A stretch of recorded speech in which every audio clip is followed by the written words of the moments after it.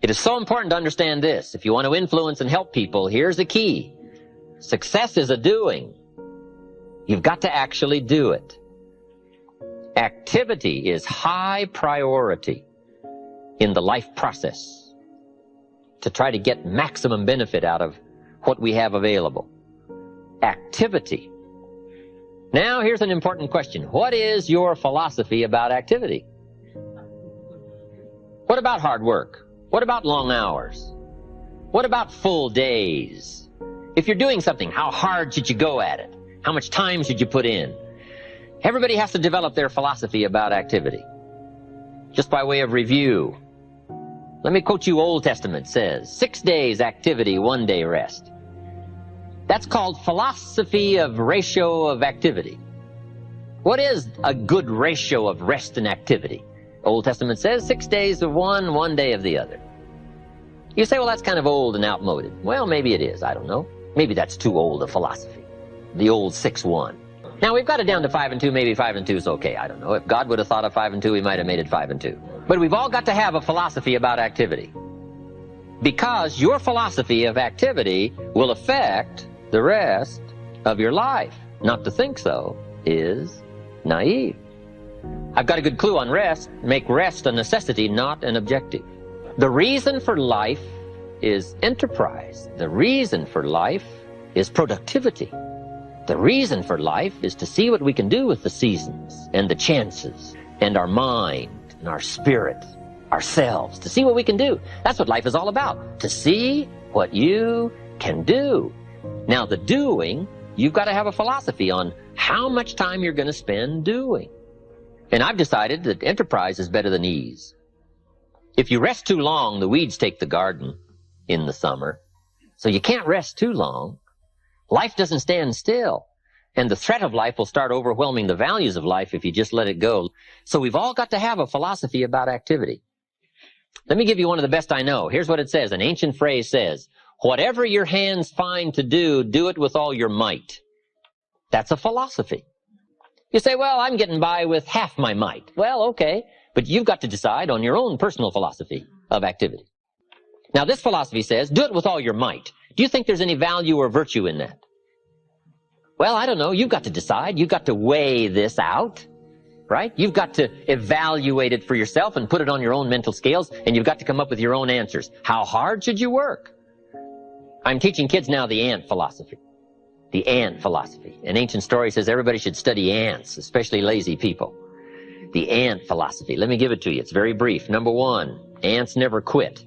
Good philosophy. If they're headed somewhere, you try to stop them, they'll look for another way. They'll climb over, they'll climb under, they'll climb around. They keep looking for another way. What a neat philosophy. Never quit looking for a way to get where you're supposed to go. Number 2, ants think winter all summer. That's an important philosophy. You can't be so naive as to think summer all summer. You say, well, isn't it nice? You can't think nice when it's nice. We will call you naive. An ancient story says, don't build your house on the sand in the summer. Why would we be given that advice? Because it's easy to build your house on the sand in the summer, but you must not be so disillusioned. So ants are smart. They think winter all summer. In the summer, you got to think storm. You got to think rock. You can't think sand and sun. Number 3, ants think summer all winter. That's so important. I'm sure all winter long ants say, this won't last long. We'll soon be out here. What a neat philosophy. What a neat attitude. This won't last long. We'll soon be out of here. First warm day, the ants are out. First warm day, they're out. Now, if it turns cold again, they'll dive back down. But first warm day, they're out. They can't wait to get out. What a neat philosophy. Can't wait to get at it. We teach in leadership skills. Average people look forward to getting off. Successful people look forward to getting on with it. The guy doesn't want off. He wants on. And that's what starts to transform his life into the doing, into the activity. Now, here's the last of the ant philosophy. How much will an ant gather during the summer to prepare for the winter? Answer, all he possibly can. What an incredible philosophy, the all you possibly can philosophy. How much should you do? You got to come up with a philosophy of how much should you do. We're all governed by our thinking, our evaluation, what we've decided and how we feel. And this is a big question. What should you do? Shoaff gave me the best answer when I was 25 years old. Here's what he said. Do all you can. How many books should you read in the next 6 months? As many as you can fit into your schedule. Because the book you miss won't help. What if a guy missed the book, Think and Grow Rich? The guy's 40 and poor and he missed the book.